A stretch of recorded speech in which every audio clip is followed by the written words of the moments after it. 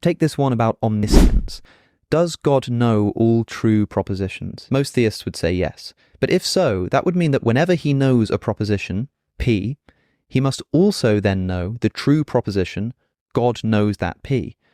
But this creates a new true proposition. It's true that God knows that P. But this creates a new true proposition, and so on to infinity. So, if God knows all true propositions, he must know an actually infinite number of things. Many philosophers think that actual infinites are impossible, and so this causes a problem. This is not a real problem. It's based on a misunderstanding of how God's knowledge works, right?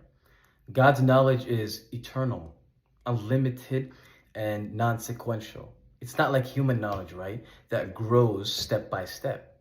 Everything that can be known is already fully and eternally encompassed in his knowledge. So the idea that God must know that he knows is just a conceptual loop, right? It's not a real sequence of events. It doesn't create new things that God must learn. Why? Because this regress is only in the relation between God's knowledge and the things known, right? It's what we call connection in relation in kalam, right? And connection in relation is purely conceptual. It has no real existence on its own, right?